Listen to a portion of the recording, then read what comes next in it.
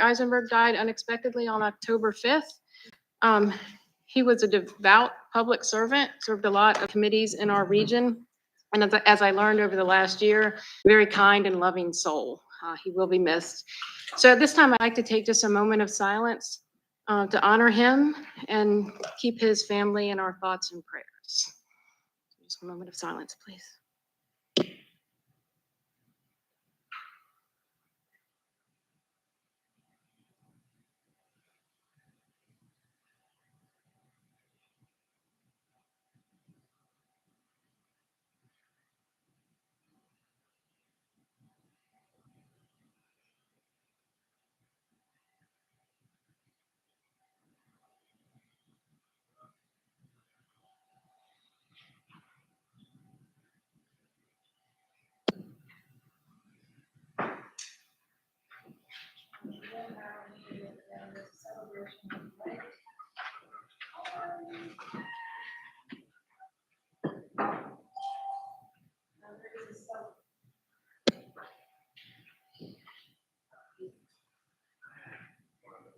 It's different.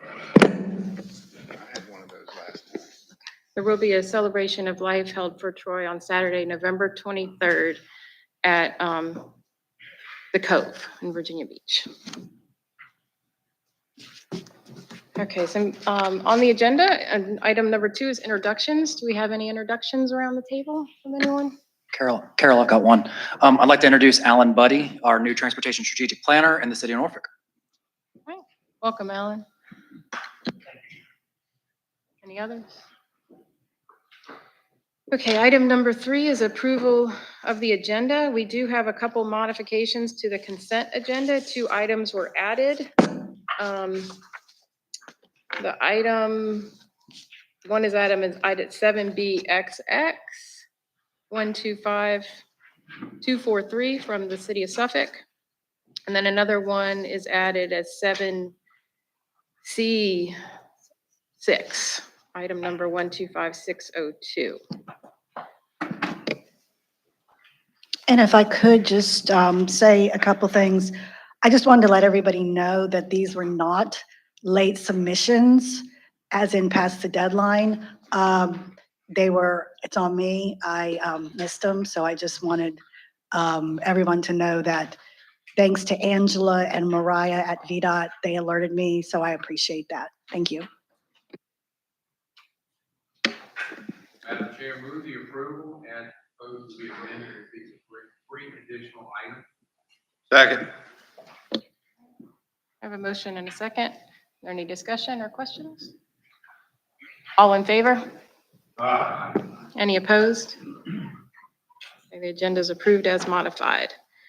Item number 4 is a public comment period, limited to 3 minutes per individual. Are there any members of the public that would like to address the group?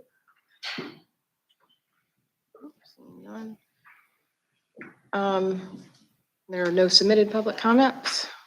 Okay, so item number 6, comments and updates from state and federal agencies and military liaisons. VDOT?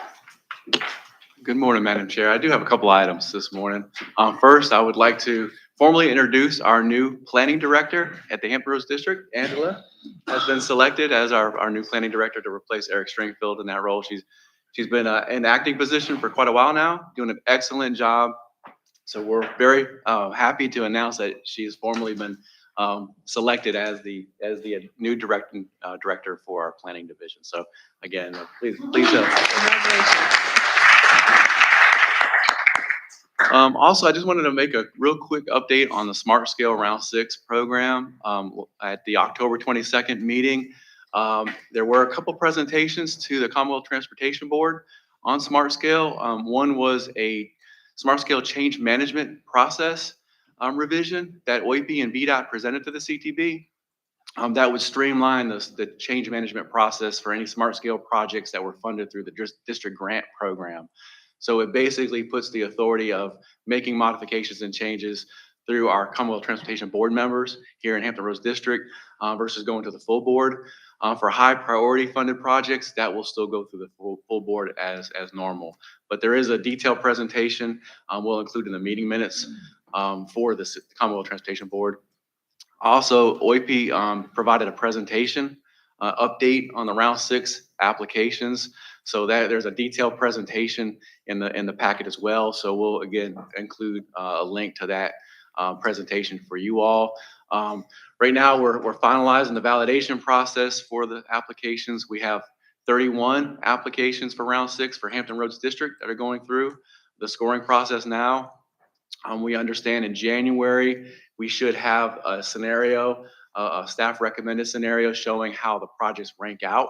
So we're expecting to see that between now and January, and more to come. But again, I'll include those links in the meeting minutes to Kathleen, and please take a look at that. And if you have any questions, feel free to reach out to Angela or I. Send the meeting minutes to Rob. Oh, I'm sorry, to Rob. Okay, yes. But I did have a question. Yes. So I know you're talking about round 6, and I'm sure Sam Belfield has been in touch with you about the military straw net considerations.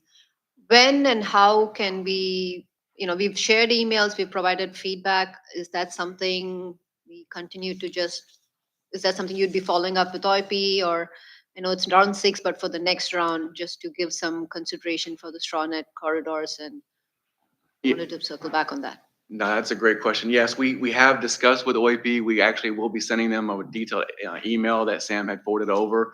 We were waiting to get to a point where the rush for the validation and getting those kind of finalized, the validation process. We were waiting to share that with OIP in detail once we got through that. So now that we're at that point, we will send that list over, or that email over to OIP, and ask them to consider that for round 7. There may be something we could do district-wide as far as round 6. It's unlikely, but we can have an offline conversation. And we haven't discussed with our CTB members either, so we can talk to them as well to see if there's something that we can do. But yeah, for round 7, we will definitely get that information over to them. Thank you. DRPT? FHWA? Military? Virginia Port Authority? Hey, good morning. There's no update this morning. Thank you.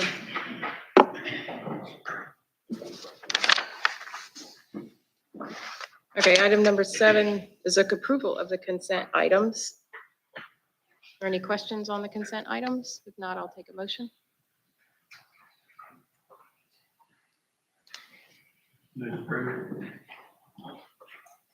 Second? Second. All in favor? Any opposed? Consent items are passed. Item number 8 is a presentation on TIP amendment and add mod request procedures from Kathleen. Well, while Kathleen gets started, I know many of you filled out the TIP process survey, and you gave some really good feedback. We are working with VDOT, and we will be, coming up with some suggestions, some of the suggestions you provided. But what I asked Kathleen to do, considering the number of amendments that are coming in right now, some of the basic considerations when you request a TIP amendment are still in place. So I just wanted Kathleen to kind of remind you again, and she is happy to always help and respond to emails. But again, it would be good if you all keep this in the back of your mind as we work through the process, because these are not going to change. So just a quick update on some of the considerations when you do TIP requests. Good morning, everyone. As Pavitra said, she asked me to speak with you this morning. And somehow we got way ahead.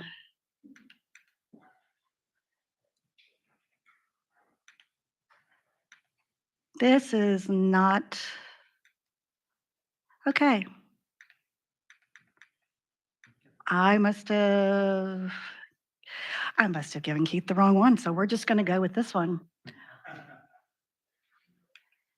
Okay. Actually, I had a slide before this.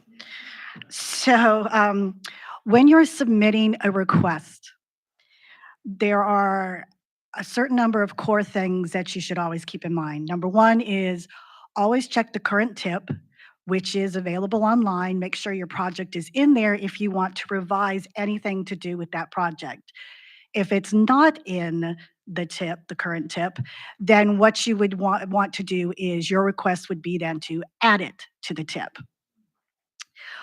Also, before you submit your request, all localities and transit agencies need to do upfront coordination with VDOT and DRPT. And the reason why we need this is several reasons. One reason, especially for CMAQ and RSTP projects, is VDOT must confirm that there is that amount of money in that certain year that you would like to transfer from one project to another. We cannot confirm that, only VDOT can. So that is one of the reasons. Also, another reason is to make sure that you're on the same page. If you have a cost increase that's going up, the cost is going up, and I believe it actually happened this time where VDOT submitted the request on behalf of a locality, and the cost increase does not match what the locality had. So now, in a couple months, we're going to have to do another amendment or add mod to accommodate that extra cost increase. For CMAQ and RSTP transfer requests, as I said, please coordinate with VDOT.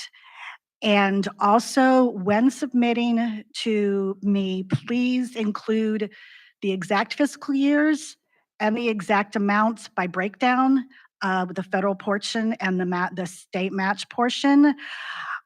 We need to know that specifically because we cannot, for example, transfer FY19 money if VDOT does not have FY19 money in their database.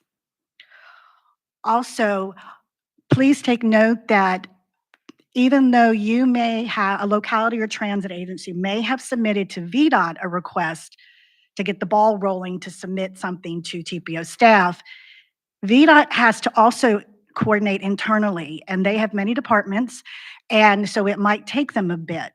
So in the end, by the time that VDOT is done and submit it to me, all that needs to be done before the submittal deadline. So the main concept to take away from this is for all of us to plan ahead. Now on to this slide. This is just a snapshot of what is already in the tip. It's in the narrative portion, which is the front section of the tip. And these are the major reasons why you would submit a tip amendment request. Adding, deleting a project phase, major change in your scope, design, or termini. The project phase initiation, there is a delay of 6 to 12 months. Ungrouping of a project, the exception is the VDOT rollover process, because when we included the original project and now we are rolling it over to amend the new tip, it was already included in the old tip. So that is the one exception. And then a cost increase outside the deciding scale, which is this one. It's put out by FHWA and FTA. So for example, if your project is increasing greater than 10 million to 20 million, if that increase is greater than 25%, it has to be an amendment. If it's less than 25%, then you may submit it as an add mod, no need for board approval. And it is with our revised procedures that we adopted in March of 2024, I would now say that I do 80% are add mods now versus before it was 80% of amendments. So we put that process in place to keep the projects moving. Currently, Pavitra wanted me to make everyone aware that currently Dinah from VDOT District and I are working on multiple projects. We meet weekly, and these right now are our hold issue projects. And they are on hold for a variety of reasons, it all having to do with CMAQ or RSTP. And we just resolved Suffolk 69050, so I will have an amendment in January on that. And what we want you to be aware of is when you submit an amendment or add mod, please let me know in the email if it's time sensitive. Because what may happen is I review it, realize there is an issue, and I put it to the side to add to my list with Dinah. We do meet weekly, but we meticulously dive into these projects. So it is not one meeting and done when we go through these projects. I recently received a tip ad mod from Francis Mole from Norfolk. And he didn't know about the time sensitive since I'm just bringing it up now, but I emailed and asked him. He replied right back with, no, it is not time sensitive. That's really appreciative. So I thank you. It helps me to help you in the end to keep the projects moving forward. If any of these apply to any of the localities or agencies, and if you have a question about it, you can just please email me or see me after TTAC. Right here is our new, starting in January of 2025, the TIP amendment deadline submission, the calendar. It's hard to see, but basically the red squares, that is the submission deadline, and it's always 2 weeks before the TTAC agenda is transmitted and posted to the HRTPO website. That is a change from the current calendar that is up there. We wanted to simplify it for everyone involved, and so 2 weeks before the agenda goes out, that is the submission deadline to have it come to TPO staff. This is also on the website, but as I said, currently for November and December, it does look different. This is the calendar that will be going up as of January 1st. And then also, the main goal is for everyone, including myself, is to plan ahead. Right here are the upcoming board agendas. I did not include any more in in 2025, since that is an official attachment to the July board meeting, and I did not want to get ahead of the game. So as you notice, we do not meet in December. We will not meet in March due to the General Assembly, and also HR TAC meets then, and then also in June, HR TAC also will meet then, so that's why we skip over those months. And that is it in a somewhat nutshell. If anyone has any questions, I'll be glad to answer them.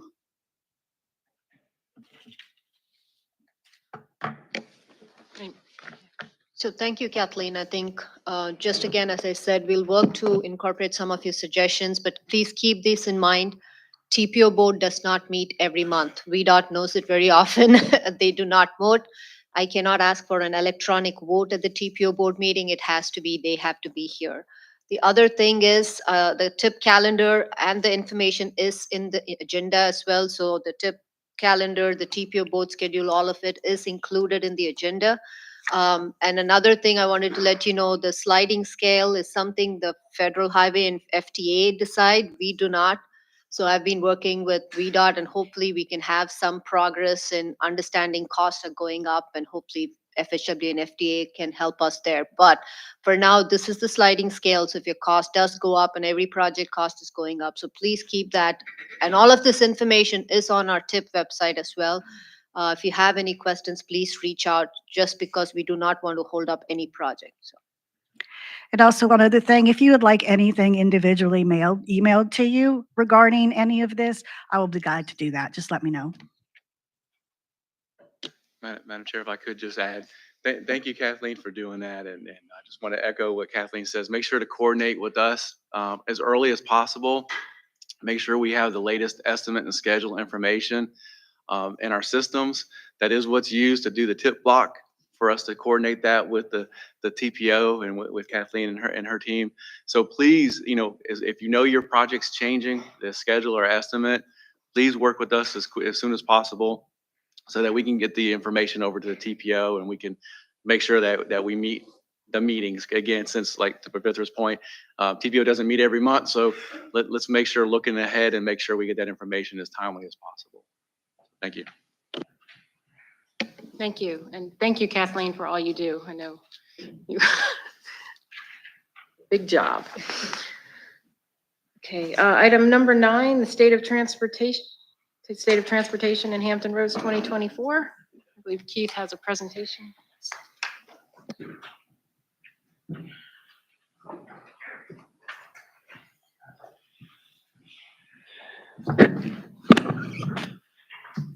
Good morning, everybody.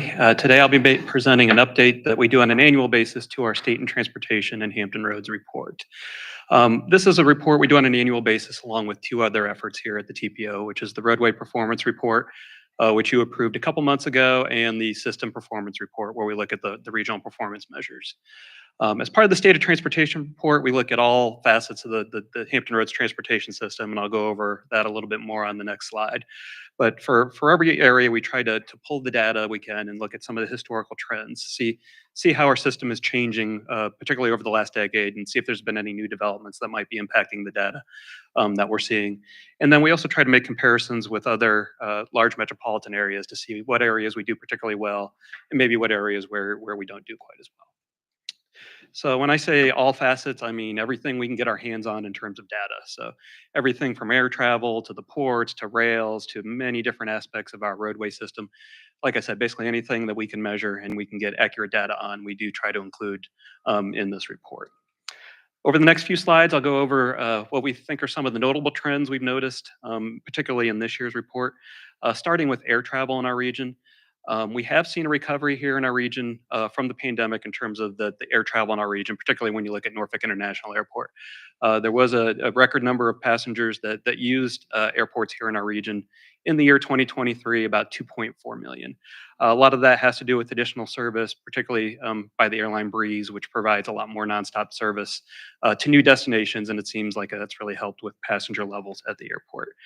When you look at how Hampton Roads airports are comparing to national, we are exceeding the performance of the average at national airports by quite a bit. You can see in the dark blue line, particularly since the pandemic ended, we are exceeding national averages.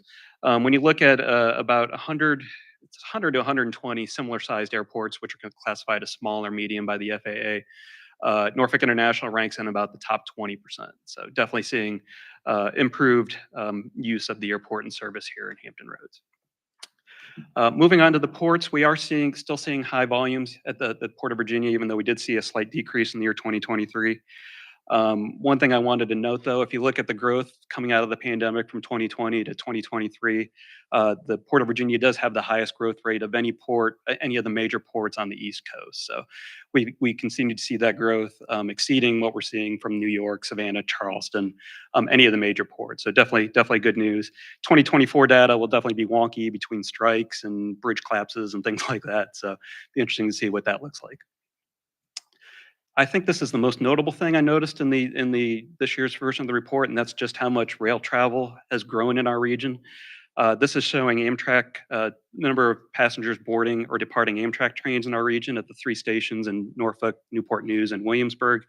We saw exponential growth here in the year 2023, up to about 430,000 passengers boarding or departing trains here in our region. Big cause for that is the 3rd train that was added at the Norfolk station, both leaving and entering the region. I think that happened, I want to say in late 2022, I believe. So 2023 is where you really see that data, but it really caused a huge increase in terms of the amount of passengers using rail services here in our region. One mode that really hasn't recovered from the pandemic, unfortunately, is public transportation. Year 2023, we saw about 8.5 million passenger trips on transit in our region. That includes HRT, WADA, and Suffolk Transit if you combine the 3. I do want to note this is still similar to what we're seeing across the country. Passenger levels are lagging throughout the country, so Hampton Roads is not an outlier by any stretch on that. There has been some increase, though, through the years 2021, 2022, and 2023, so hopefully we'll see that growth continue here as we move forward. Moving on to roadways, we measure roadway travel based on about 80 continuous count stations throughout the region. We did see about a 2.5% increase in roadway travel in our region from 2022 to 2023. So we are still just a little bit below the values we were seeing pre-pandemic in 2018 and 2019. I think we're down about 2 to 3% still, but it is increasing and getting closer to the numbers we were seeing prior to the pandemic. When you talk congestion levels, the numbers we're seeing shows that congestion has returned to pre-pandemic conditions, particularly in the PM peak period. AM still lags a little bit, but the PM peak period congestion levels we're seeing are matching what we saw prior to the pandemic. Now, if you compare that to other large metropolitan areas, we are kind of in the middle, maybe just a little bit below the average, with about 17 hours lost due to congestion throughout the region in the year 2023. Want to talk about commuting in our region a little bit. This chart shows the percentage of commuters that drove alone to work. We generally are pretty high on that measure, and you look at the 2023 data released by the census, we're still in the top 10, around 75% or so.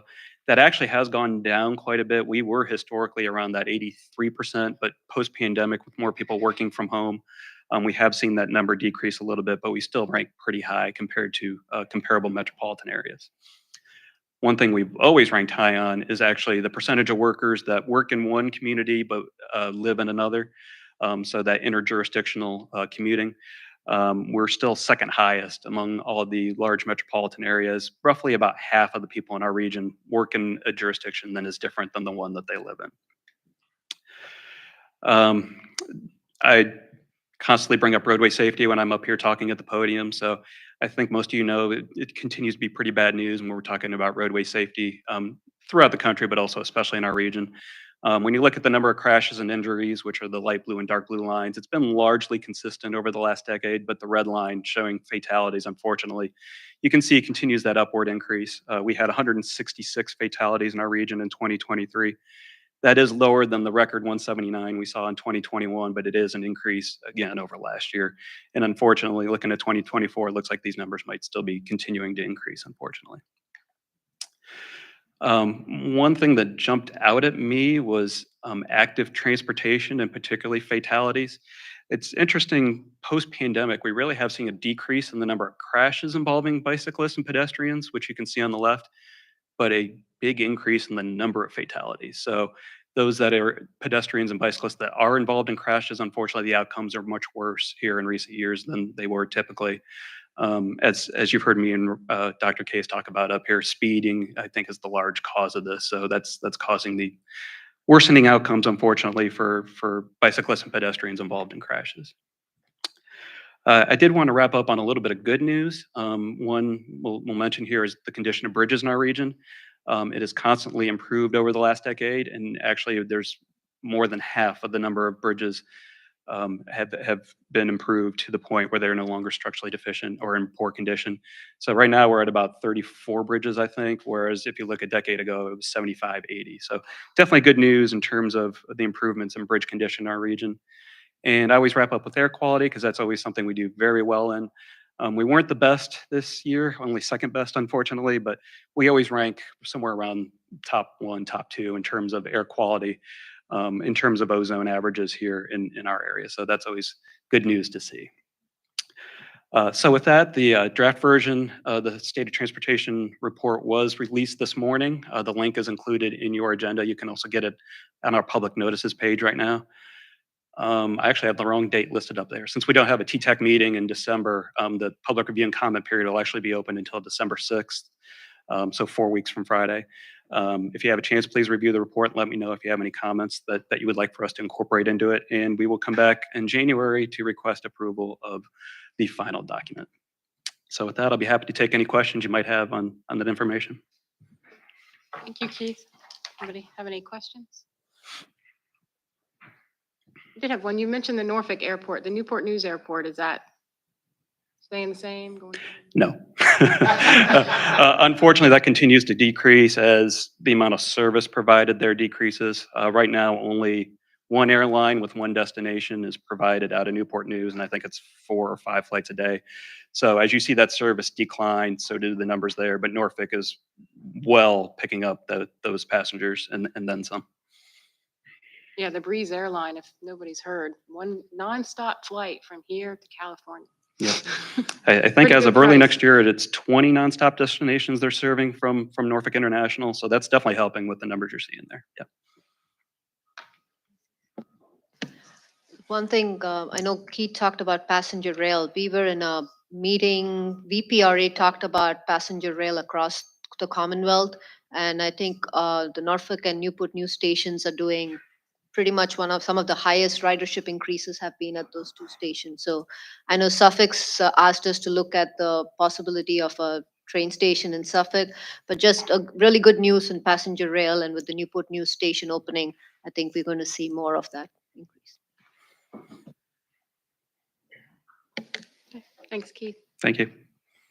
And then Keith can stay up there because he's item number 10 for Hampton Roads Rail Crossings.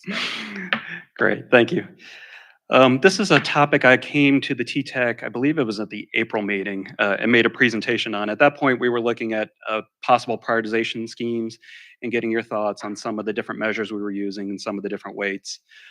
So I wanted to come back today and give an update on where we're at with the study and some of the results of the prioritization analysis that we've done.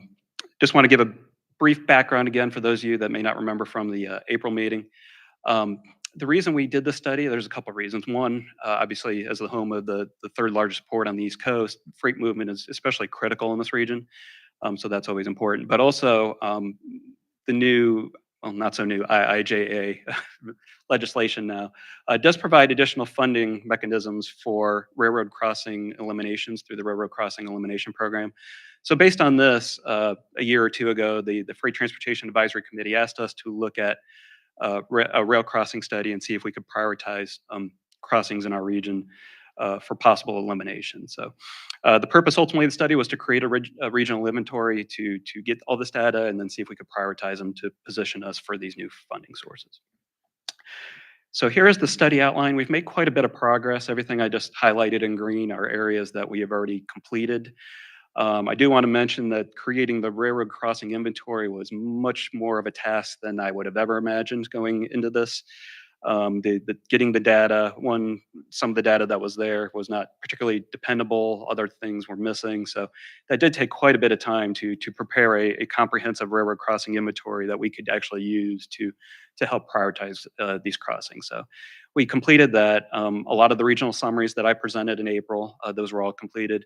But what we've primarily worked on here since I presented last in April was prioritization, both the methodology and then the list of prioritized at-grade crossings.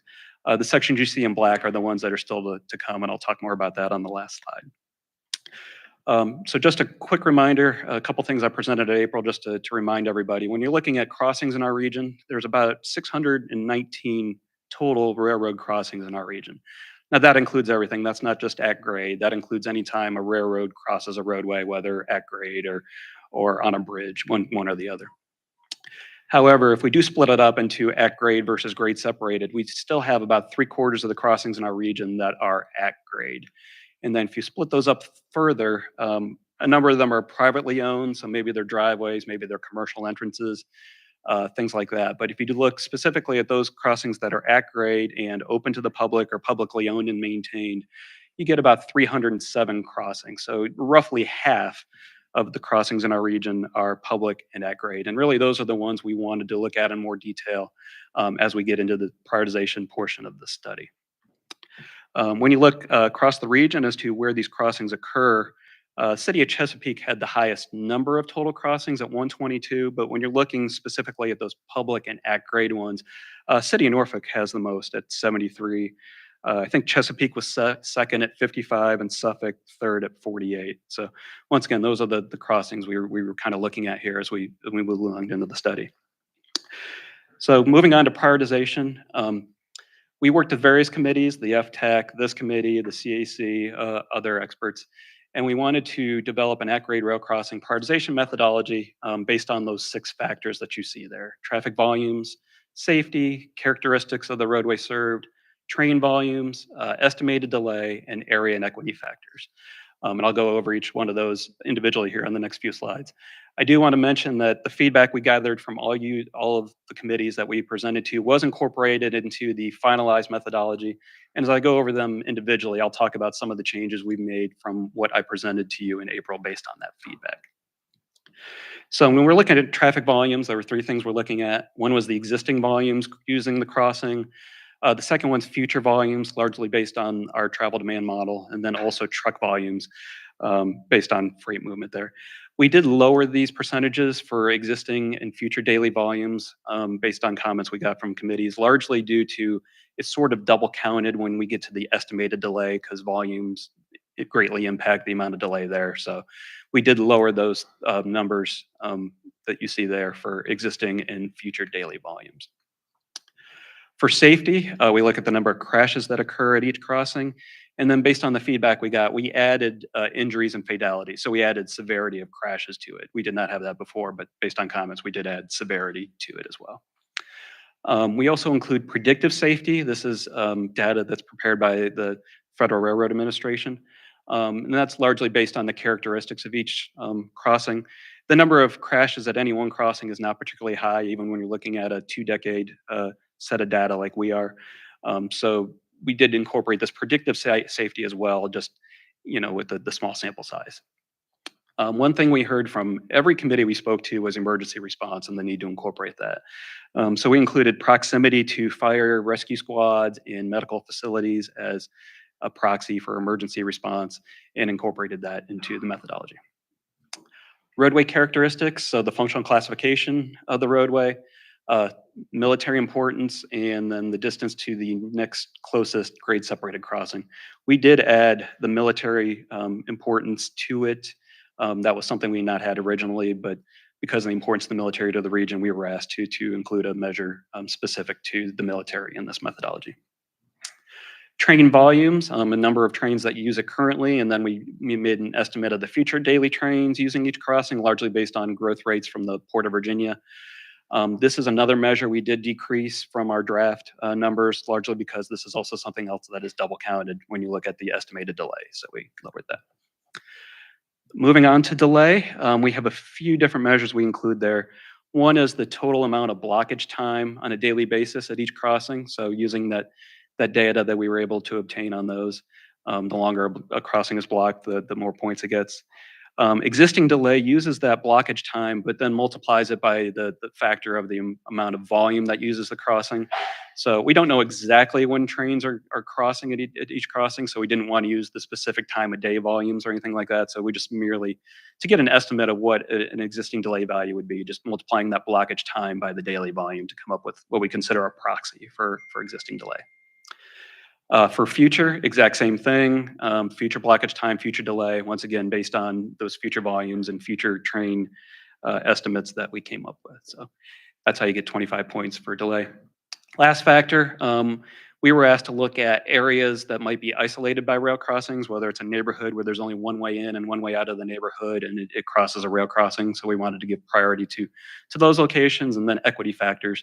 The federal programs do include equity factors as one of their considerations for funding. So we used the USDOT information, as well as some information we prepare here at the HOTPO on transportation vulnerable communities. So all of that being said, we went and scored all 307 public at-grade crossings in the region using that methodology I just showed you. So without further ado, I'll show you the top 3 here real quick. Number 1, I don't think was any surprise to me, at least whatsoever. Hampton at Terminal in the city of Norfolk, right outside the gates to the Port of Virginia. It scored 86 points out of 100. That was by far the highest scoring location. Number of trains, delay, number of vehicles, it all ranked high on almost any measure that you would see there. Number 2 is the same rail line. Pavitha calls it her favorite crossing, Granby Street near Ward's Corner. So much of the same factors you see at the one outside the port. Since it's the same line, you see those same factors influencing the one at Granby Street and Ward's Corner. Top 3, also in the city of Norfolk, but a different rail line. This is the one that goes to Lambert's Point, but it's Church Street near 20th Street at 72 points. So I just wanted to show you the top 25. I'll blow up on the map a little bit here to show the urbanized area since so many of them are in there, but I wanted to talk about the ones that are a little further out in in suburban and rural areas a little bit first. Out of the top 25, there was only one location on the peninsula, and that was the Airport Road crossing near the James City, York, Williamsburg line, kind of all in that area. It ranked 25th, so it just made the top 25. A large reason for this is there are so many grade separated crossings already on the peninsula. There aren't as many at-grade crossings, and the ones that do exist generally are lower volume crossings. So I guess not terribly a surprise that the peninsula didn't have that many locations on the top 25, but I did want to state that just in case there are any questions on that. Looking in the south side, looking out to the west, Isle of Wight, the 258 crossing in the town of Windsor ranked in the top 25. And then in downtown Suffolk, I know that the city of Suffolk has just submitted for a planning grant for railroad crossing elimination program for 7 crossings in downtown Suffolk. 2 of those crossings did rank in our top 25. The highest was Washington Street in downtown Suffolk. It was ranked 6th highest in our region. And then I think Liberty was 14th highest. So 2 of those 7 crossings did make the list, the top list in our region. Now zooming in though to the urban area where most of these locations are occurring, many of them are in the city of Norfolk, as I mentioned. I think the top 5 all rank there, largely along that Norfolk Southern line going to NIT, and then also a couple locations going to the Lambert's Point docks there. We also did see some crossings in the city of Chesapeake and the city of Portsmouth.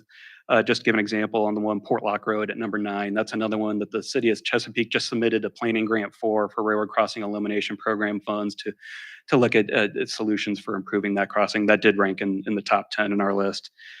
Some other ones on here, George Washington Highway outside the shipyard there in Portsmouth. I know there's been discussions, particularly at our FTAC, in terms of the importance of that crossing because of blockages that occur there. So we did have that. So this is the top 25 list based on our prioritized crossing list. These slides will be on our website after our meeting today if you do want to look at this list a little more in detail. So with all that, next steps, we have the top 25 locations, as I mentioned there. We'll look at them a little bit more in further detail. And then we want to really drill down more into approximately the top 10 locations in terms of candidate or recommended improvements we can look at those locations. We were asked as part of the study to look at the data that would be necessary for any federal and state grant programs. So we'll start collecting that data for when we get to those top 10 locations. We also want to start discussions both with localities and railroads now that we have an idea what the locations are regarding candidate improvements. So some of those locations, there might not be any reason to do an improvement just based on the location in a neighborhood or things like that. But those are discussions we want to have with, like I said, the localities and railroads now that we have a prioritized list. And ultimately, we want to aim for a draft study completion here, winter to spring 2025, completing the rest of these next steps that you see there. So, no, that's a lot, but with that, I wanted to open it up and see if there's any questions. Thanks, Keith. Are any questions? Comments? Yeah, I just wanted to call out Keith's team. I know this work it was a lot of work just to get the data. And anytime we've presented, this seems to be a favorite topic for a lot of groups.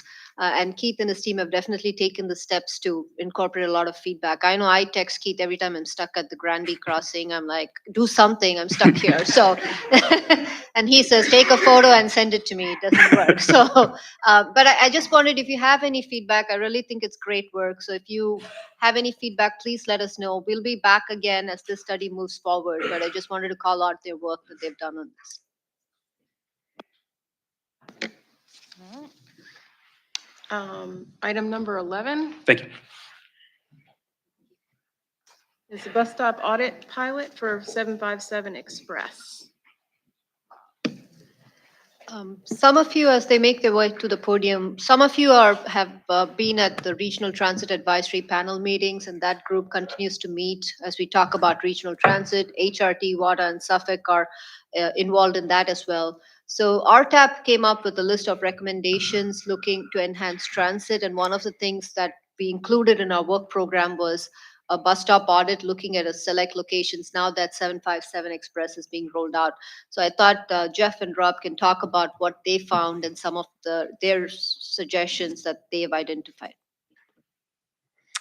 Okay, thank you, and good morning again. So, as she mentioned, it came out of the RTAP, and early on in their existence, they got together and talked about strategies and recommendations, and three of them, transit-oriented development, park and ride lots, and bus stop amenities. And so in our UPWP, we put this audit in there, and we looked at two things. As she mentioned, we wanted them on the 757 Express network because I believe that RTAP was created in conjunction with that funding. And we also wanted a diversity of environments. And so you can see on the right there various reasons why we picked these five. Two of them are in Newport News, one in Norfolk, one in Virginia Beach, one in Hampton. And we've been coordinating with those cities and with HRT. And so what did we do? Well, we looked at the usage of those stops, the lighting, things like that, the crashes, and even the land use around them. And so we're going to show you a little bit of that now, just quickly.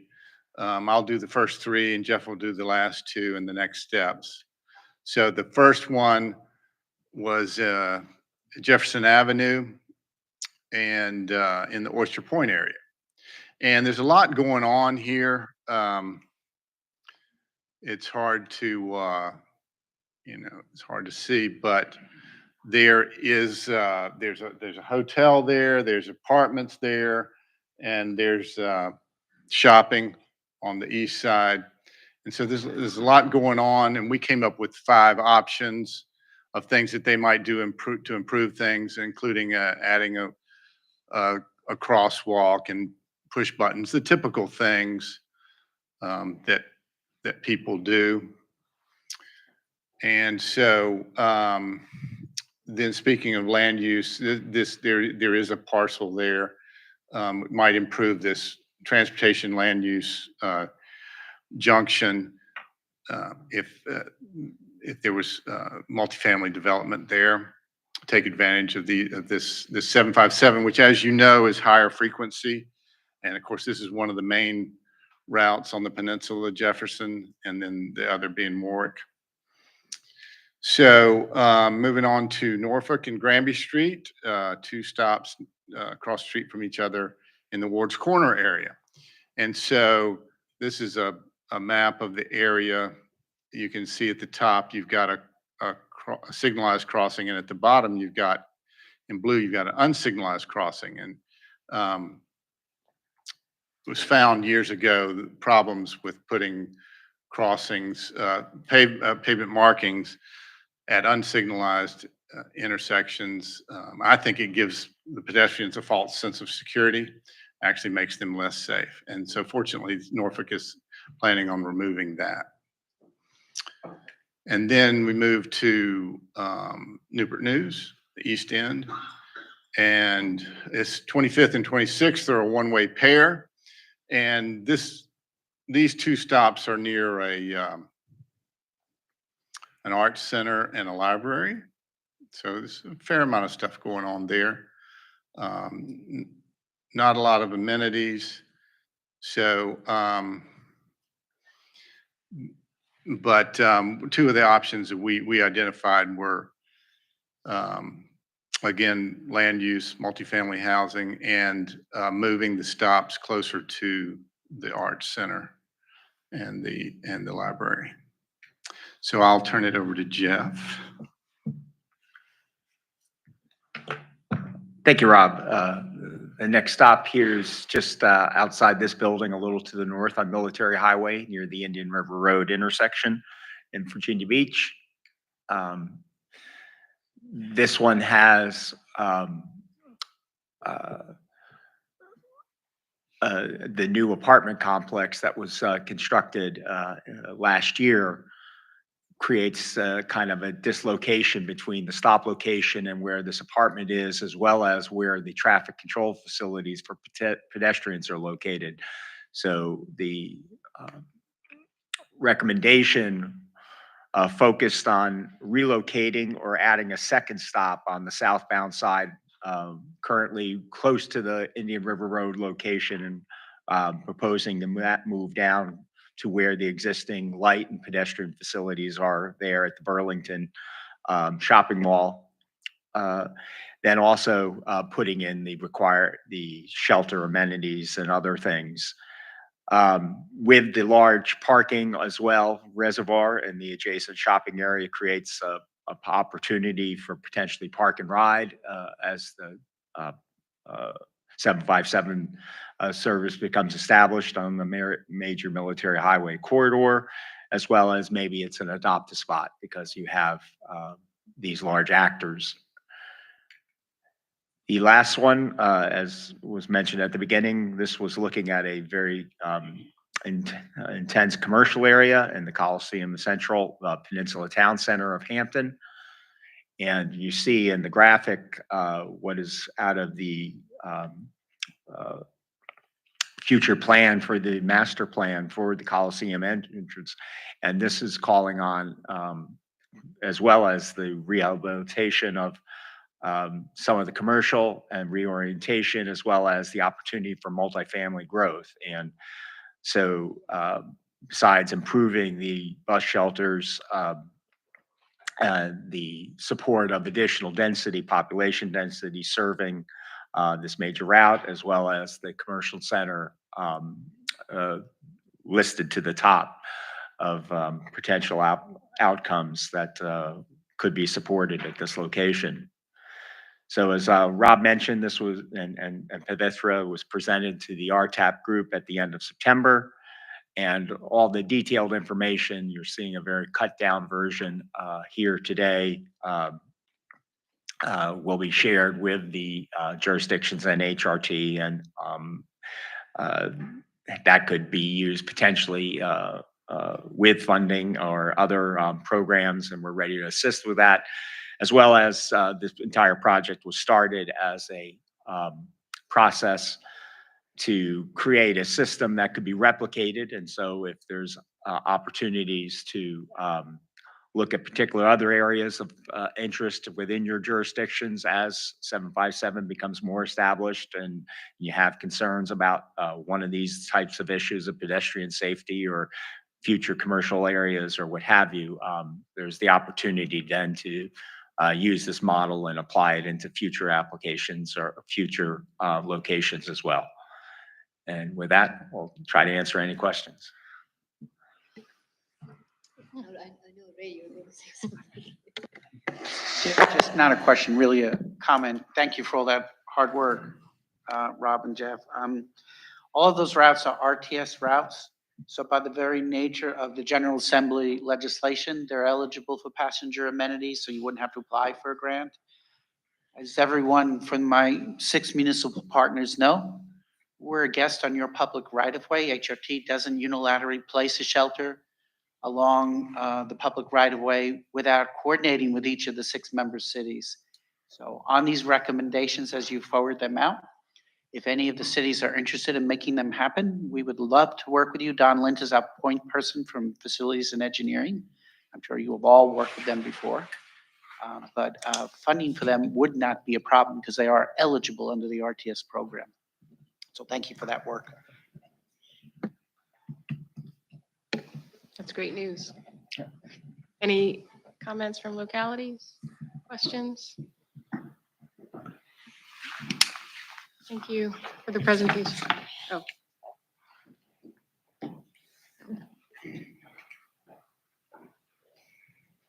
Thanks, Rob and Jeff. I think that ends our presentations for the day. So in the back of your packet, item number 12 is our 3-month tentative schedule.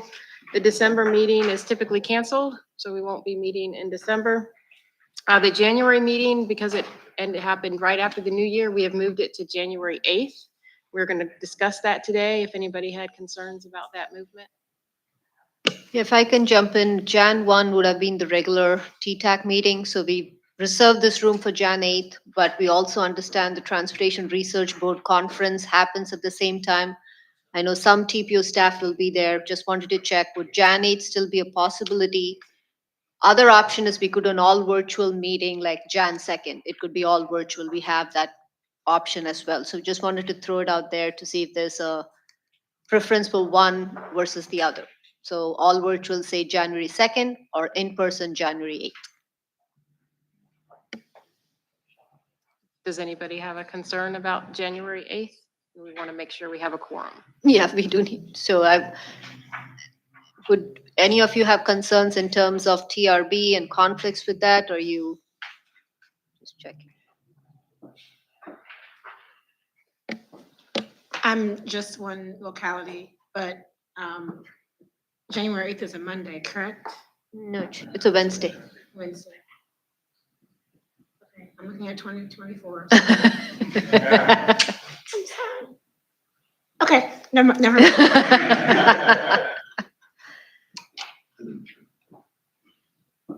Okay, so next time we'll see you is January 8th.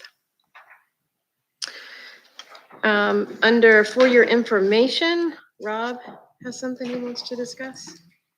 Yes, a little while back, Robert Lewis noticed a report in Streetlight on VMT. Rob, this is about Virginia Beach, I think, under for your